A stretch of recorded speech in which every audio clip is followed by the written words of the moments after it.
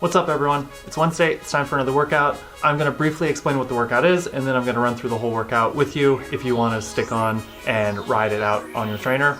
Basically, today's workout is planned to be a very easy sprint workout.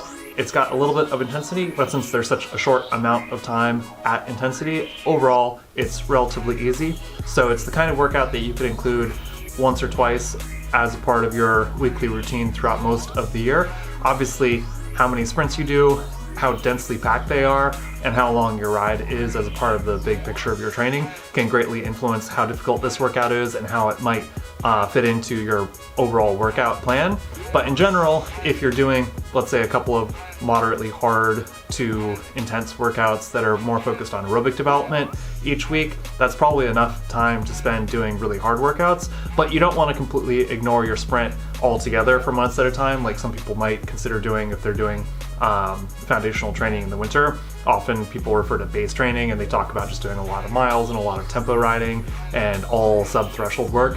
I don't think that's very effective because it's really useful to do just a little bit of higher power output training so that you can keep maintaining high-level muscular recruitment and set yourself up for doing more intense workouts later. And again, intensity is not really what drives training stress on its own. It's the amount of intensity that you do and just how intense it is relative to your max. So doing 3 or 4 sprints in the context of a longer ride that's mostly aerobic development can be totally fun and can be totally productive. Doing a dozen all-out 30-second sprints might be something that you want to do in the springtime or in the summer when you're trying to get into peak racing shape, but it's not something you want to be doing in the middle of December or January or February when you're building up basic strength and aerobic conditioning and endurance. But that doesn't mean that you should completely shy away from doing any kind of sprint work. So this workout is going to be a very thorough warm-up, 15 or 20 minutes, pretty steady, and just getting progressively a little bit more closer to tempo intensity. And then we'll do a handful of sprints. Basically, every 3 minutes, we're gonna do a hard 20 seconds and then just cruise for the rest of the 3 minutes and then hit it again. And depending on how intense you want your workout to be, you could do that for longer.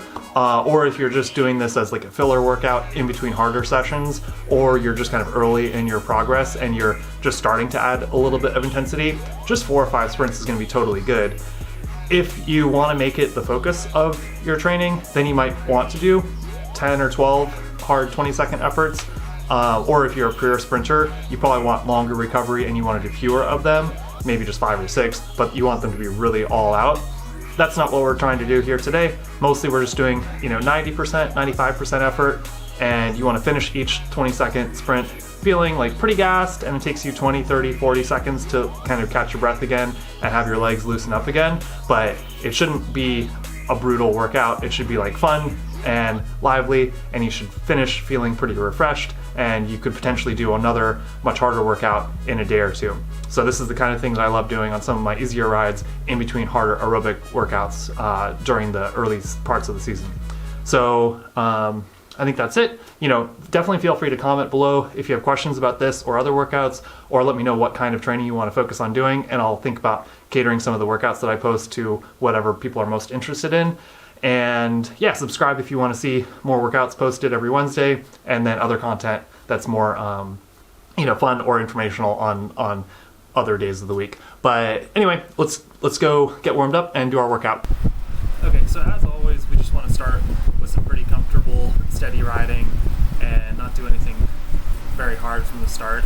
Basically, you shouldn't feel your legs hurting until you're doing the harder efforts, or you ease into a harder pace later in a ride, depending on what workout you're doing. So usually I would expect at least 15 minutes of progressive warm-up, starting at pretty comfortable pace, and as you get warmed up, what feels comfortable will be progressively harder or like higher intensity. So for me, let's say my threshold is about 400 watts. You'll see that I'll start off just at like 200, give or take, and progressively do more power as I get going. And you'll see my heart rate starts off pretty low, and you want to just see like a slow, steady build up over the first 5 or 10 minutes. You shouldn't see your heart rate spiking high right away. That's definitely a sign that you're going too hard. And definitely because you have an anaerobic energy system that allows you to kind of buffer lactate and changes in pH when you go harder than you can comfortably aerobically go. Like if you start off too hard, you don't feel it right away, but then when you start to feel it a few minutes in, it's like a sure sign that you're going harder than your aerobic system was warmed up. But anyway, we just want to slowly get our blood vessels and heart to dilate so we can produce more cardiac output more comfortably. We want our leg muscles to physically warm up so that all the enzymes within them can burn fuel at higher rates. And once we're ready to go, then we'll do some sprints. And as always, you want to have some fluids and electrolytes ready. Or if it's a short workout like this and you're going to be done in less than an hour, you really don't need electrolytes during the session, but it is totally worth it to have electrolytes available afterwards and have some fluid available during the session.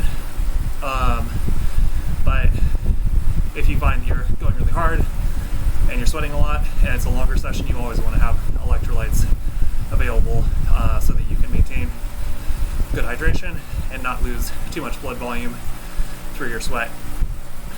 And as you get fitter, your sweat rate will go up. So if you're sweating a lot because you're working out hard, that's a good sign.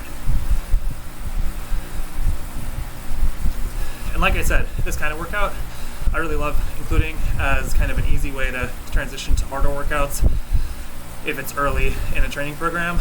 And I'll often start doing this kind of thing with the high schoolers that I work with, usually like 4 to 6 weeks into our spin classes, and then we'll do more and more intensity, like more time at intensity as we get closer and closer to racing.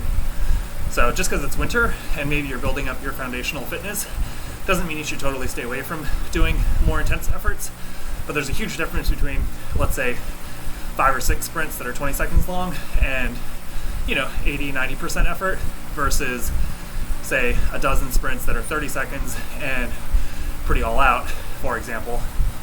And it's a fun way to pass the time. And if you're just trying to stay fit and trying to mix up some like higher aerobic workouts, like some tempo or threshold intervals, and just stay fit generally, mixing in some strength work, some core work, and a little bit of intensity on the bike can go a long way to make you more fit and just feel better on the bike.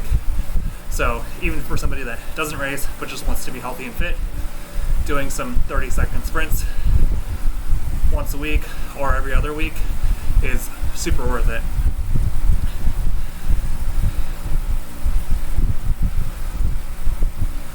Yeah, and you'll see that my heart rate's just kind of, slowly getting above 100, 110. So this is a high enough heart rate that I can tell that I'm, doing a little bit of aerobic work for me, but it's still really comfortable. For me, like my average long ride might see an average heart rate of, 120 or something like that. So that's like comfortable for long periods of time, and I'm not even there yet.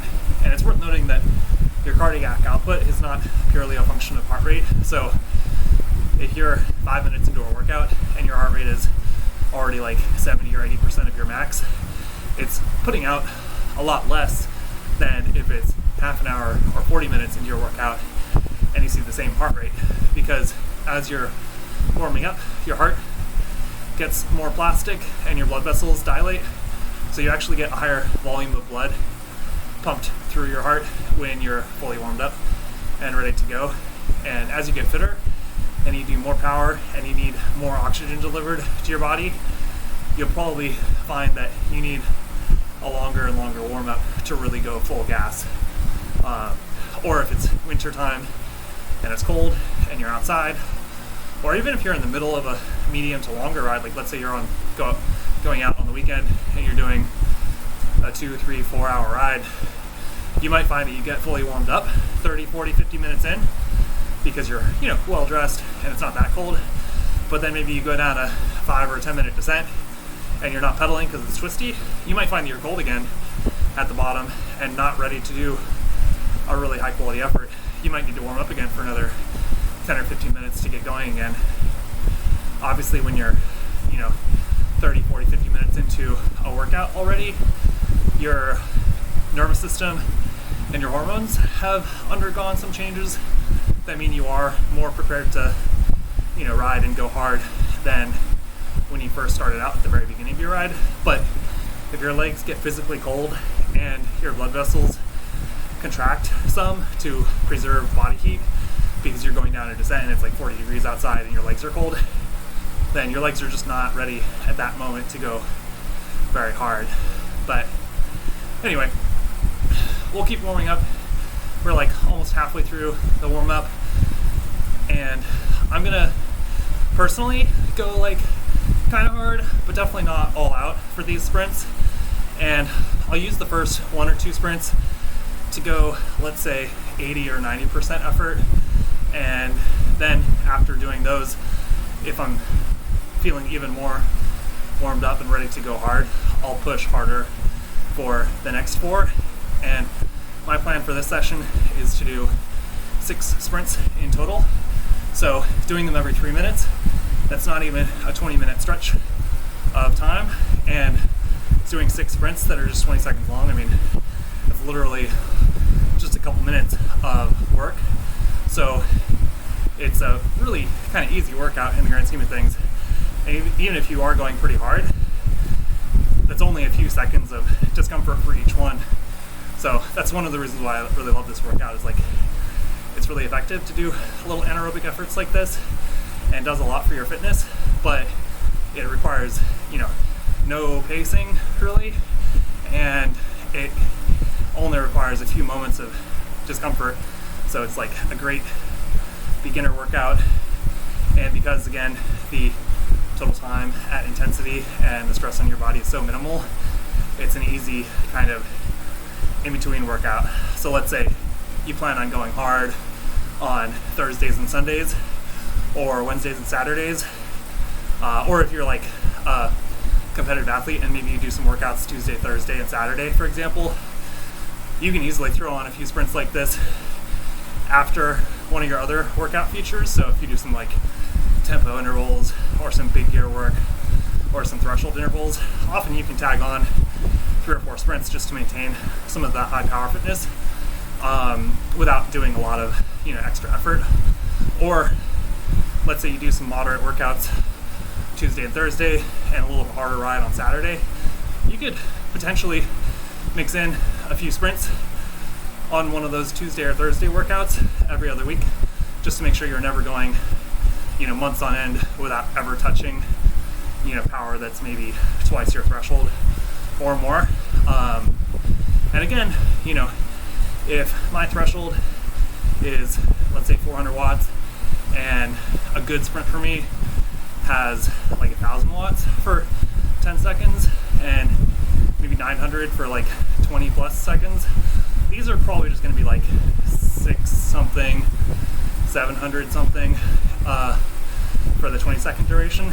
And I'm really not at all concerned about power. I mean, mostly it's just like stomping on the pedals, feeling good and powerful, not pushing to my limit, but doing enough that you want to finish each sprint with your legs feeling loaded up and you're breathing pretty solid, so that you got a good sprint and you loaded up your aerobic capacity and your anaerobic capacity just a little bit, or like your anaerobic reserves. And it's going to take your body 30, 40, 50 seconds to repay that reserve when you start soft pedaling again. But again, it's not that hard. The efforts themselves, let's say, should feel like a 4 out of 5 in effort just for the last few seconds. And the overall workout is like maybe a 2 or a 3 out of 5. It's enough to feel like a workout, but also probably equally tiring and refreshing by the end of it. Anyway, you can see, I'm easing into the high 200s, which for me is, let's say, 70% of my FTP or threshold power, and it's pretty comfortable, at least when I'm not talking. If I don't talk, 300 is probably pretty easy right now, but the whole point is to not feel burn and ache in your legs until you're actually doing the hard efforts. And this workout, just like any, can be great practice to kind of learn more and more what it feels like for your body to feel warmed up, because maybe your routine is to include 15 minutes or 20 minutes of warm-up, but as you pay attention to your body and how you feel during workouts, you might find that some days, 15 minutes is plenty. Some days you might need 25 minutes to get fully warmed up and ready to go. And that's totally fine. You should listen to your body and adjust your training and adjust your recovery accordingly.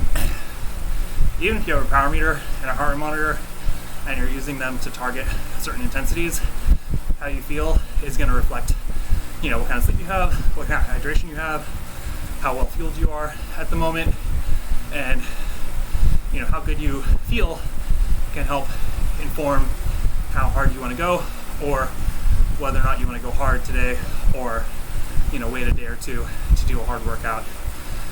And how you feel is very important, even if power is kind of an objective measure of the work that you're doing.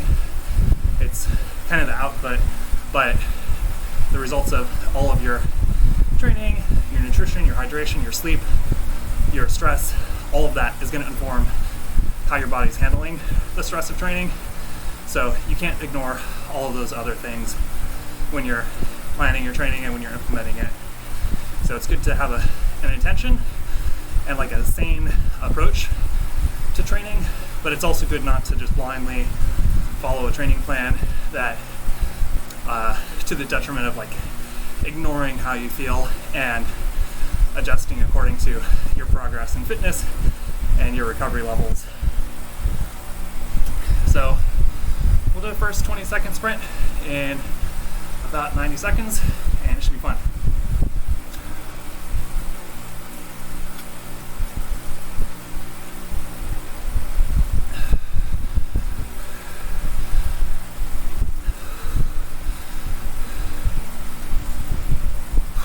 So yeah, at this point I want to feel like my heart is beating at a slightly elevated level, but very comfortably. And I want my legs to feel like they're kind of loose, and my joints are loose and flexible. And I definitely want to have a bit of a sweat going. So right now I feel that way, and I'm feeling ready to do a few sprints. I'm not going to start off 100% like I said. I'll just do like 80% and then 90% and then see how I feel for the last 4. But it should be good.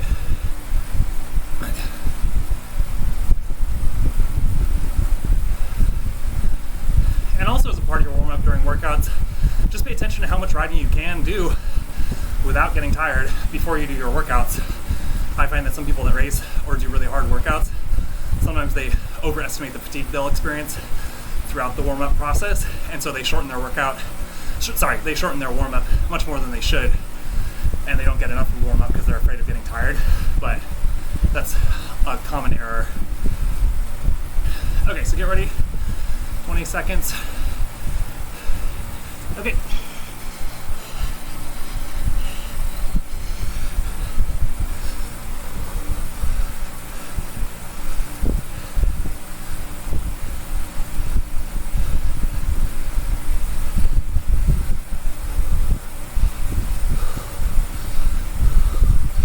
Okay, that's good.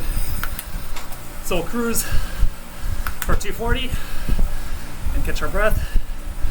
And oftentimes the first or second one hurts more than the later ones, even if you're maybe doing more power, just because you get more warmed up and all of your systems are running at 100%. And that's totally fine. It's all good. So yeah, 15 minutes, 18, 21, 24, etc. We'll do little 20-second sprints at each of those intervals.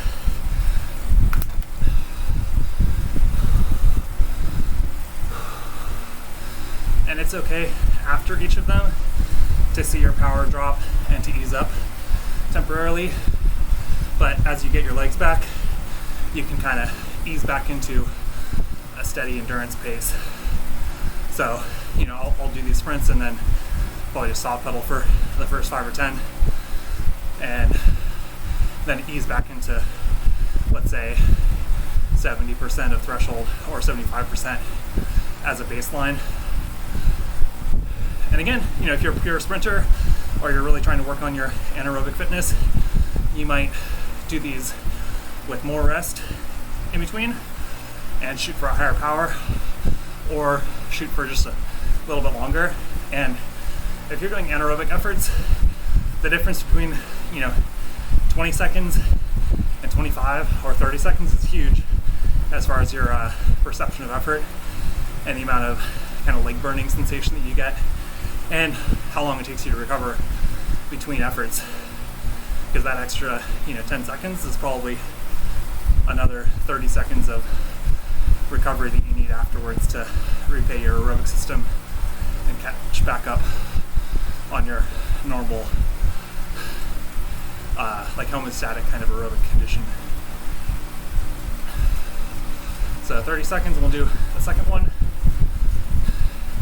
And again, I'm not pacing these, I'm just going by feel and stopping on the pedals with the intention of finishing each 20 seconds, feeling like my aerobic system is pretty loaded up and my legs are just starting to hurt, but they're not like totally killing me. That's a fun experience, but it's not for right this second. Okay, 20 seconds.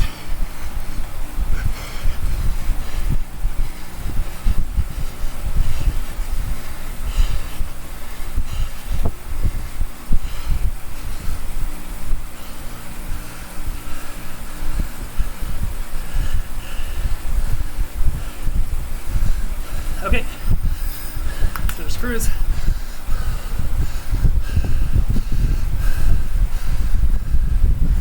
Fun.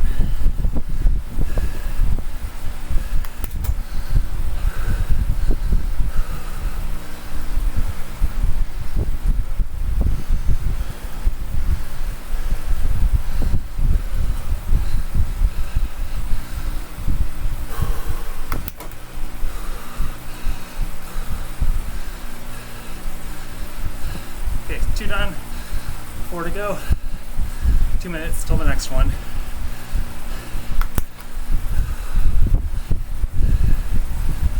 And because I'm just cruising comfortably in between efforts, you'll see that my heart rate drops down a bunch, but there's also benefit if you're racing or if you're later in a training program and you want to do a harder workout. You could keep a higher baseline of power. So you could ride tempo, for example, and keep it pretty steady for 10 or 20 minutes below your threshold, but then throw in little 20 or 30 second accelerations way above the threshold. And that can be useful for, practicing some of the demands of racing, or even if you don't race, just driving your fitness. But this is going good. 1 minute till the third one.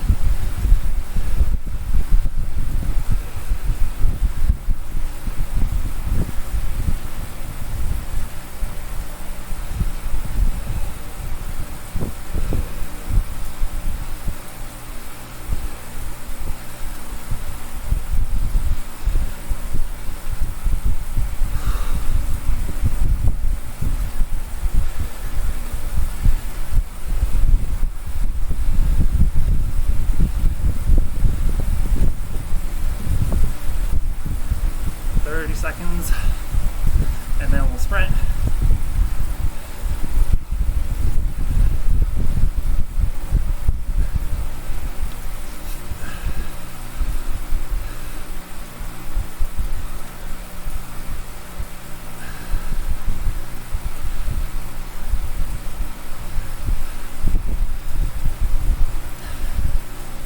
Okay, get ready.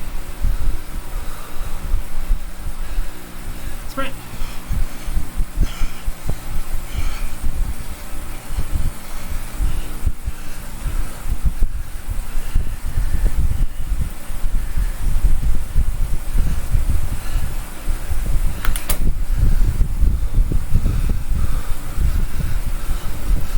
Okay, that's good.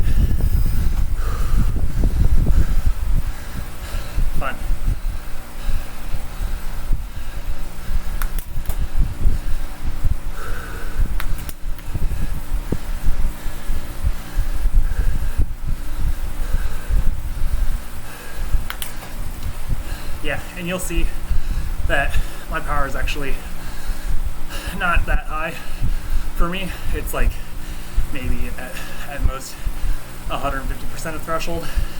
And I think that's partially because this is inside and it's hard to like, well, you can't really throw your bike around and get a little bit more power out of like using your upper body to like throw your bike and get more leverage, which is fine. Like you're just kind of isolating certain muscles a little bit more when you're on the trainer versus riding out on the road. So it's just different. It's totally fine. But it does go to show that riding outside is really pretty key if you want to have the best fitness and get the most out of your training, because you'll be limited if you're inside all the time. But I'm really happy these days that with smart trainers you can definitely get great training in and do more intensity if you need to, whereas in the past it was like a little more difficult and a little more mind-numbing to train indoors for long periods of time. But anyway, so 1 more minute till the 4th effort.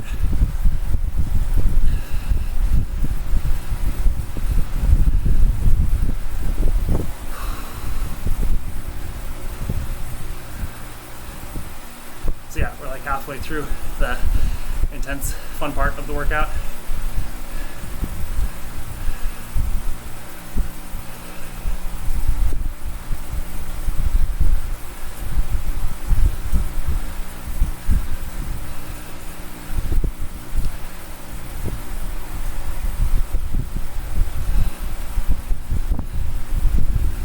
We'll start the next one in 20 seconds.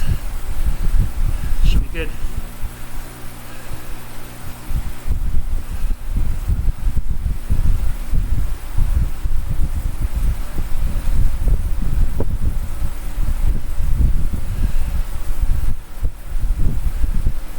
Okay, sprint.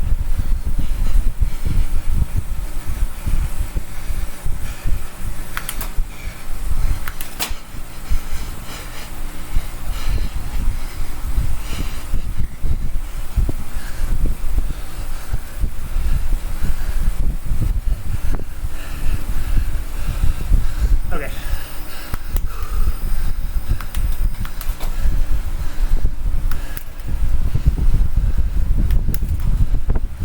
Just 2 more. Should be fun.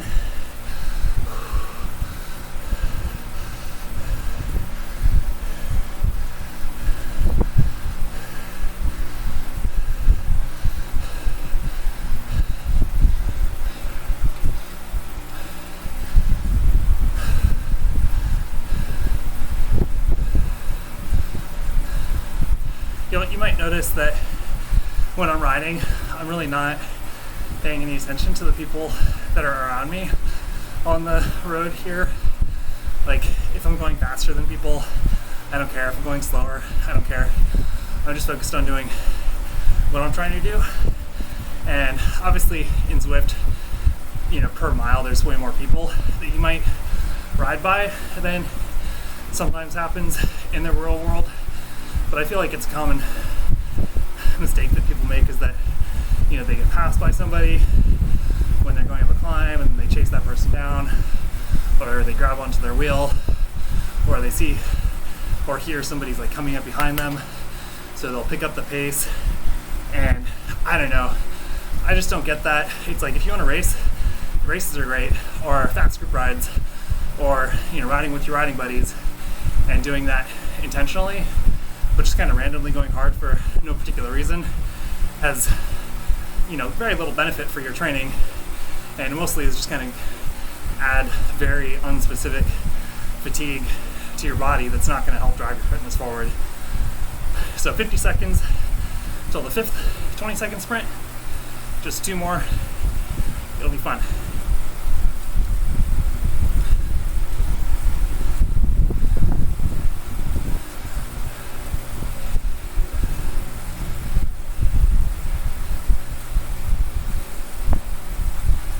Seconds.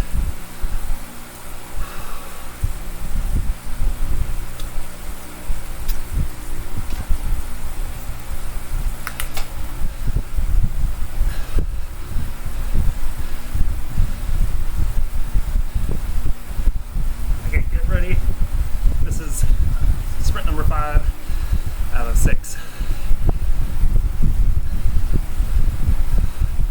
Okay, go.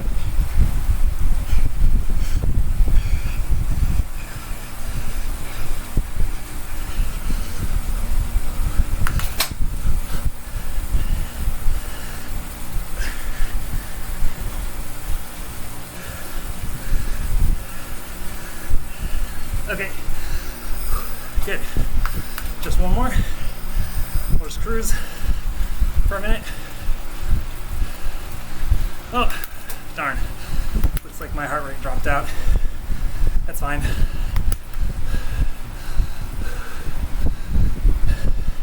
Yeah, I mean, if you have a power meter, it's great to also use heart rate for your training, but it's good to know what each of them are good for. Heart rate is good for gauging the aerobic demand on your body and the effort required by your body to do whatever riding you're doing. In contrast, power is kind of a more objective measure of what you're doing. But for lower intensity stuff, I will often pay as much attention to my heart rate as I will to my power. But if I'm doing more intense efforts like threshold or above, I'll definitely pay a lot more attention to my power.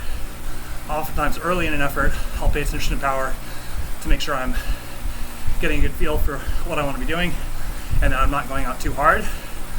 And then midway through, usually it starts to hurt, but it's not the end of the world. Late, like the last third of a hard effort, I'll often use power to like try to keep my head straight and make sure I'm still doing the intensity that I want to be doing, and then I'm not giving in to the fatigue or the feeling of discomfort involved with doing a hard effort. So one more minute until the last effort, and then we'll just cruise for a few minutes to cool down, and we'll be done in just barely over half an hour. Obviously, if you want to get in more miles, you could just clear out your legs, do a few more sprints, or you could consider it good with the first 6 and then just look at doing some like aerobic riding afterwards with a steady tempo or high tempo if you want to get a moderate workout in. But if you're trying to set yourself up for another hard workout, I would just keep it at 6 sprints and just ride, comfortably steady afterwards at like 60 to 70% of your threshold power. But almost to the last sprint. Get ready? Okay, last one. Go.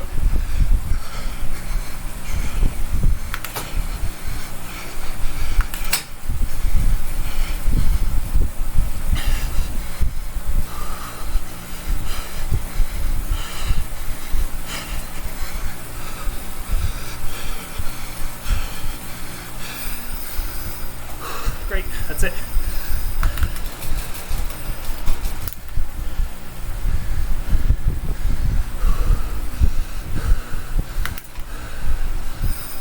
There you go. Here's my real heart rate.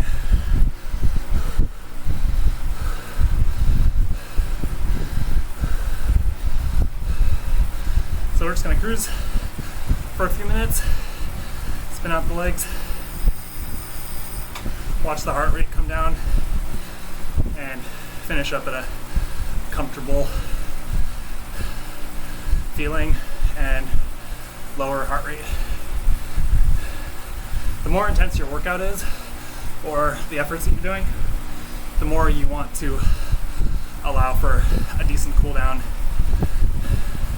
so that you can kind of come off the bike without your legs just totally loaded up. Again, like if you look at pro racers, I'm just recalling what I said in a previous workout video. It's like they finish a stage of the tour that was like a time trial and it was full gas for an hour, or it was a mountain finish and they're riding for 4 or 5 hours, and then they just finish on a 30, 40, 60 minute climb. But you'll see a lot of those guys back on the trainer for a few minutes after the stage is done, to just flush out their legs and loosen up and feel good before they get in the team car and go home. Likewise, if you're doing a hard workout, you want to spin out for at least 5 or 10 minutes before you call it. Especially if you're riding outside, you can get in some miles after your efforts and get a little more aerobic training in. Or if you're inside and you're just trying to get it done on your lunch break, do your efforts and allow for at least 5 minutes of cruising after you finish your workout.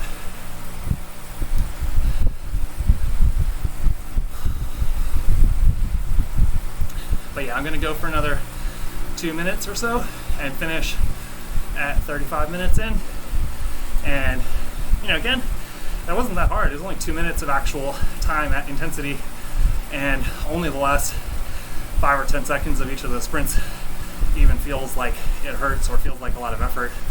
But overall, it's a great kind of payoff for the amount of effort put in, and definitely the kind of thing that you can include at least a couple times a month, even when you're doing more foundational training, because it's good. It builds up some of your strength and neurological power, and because you're accessing more of your muscle fibers, you're training more of them, and these efforts are so short that they're not loading up that much of your anaerobic system compared to doing repeated 30-second efforts or something like that. So it's really pretty easy to recover from something like this. That's definitely not to say this is an easy ride. It's not a recovery ride, but it can be, a light workout in between your harder sessions, or an easy add-on to an already high-quality workout.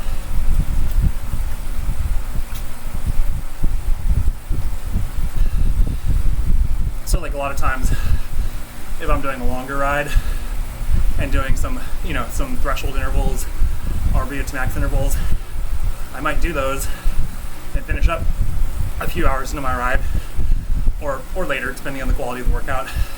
But in the last hour or two of a long ride, I might throw in some sprints because it's really important for racing.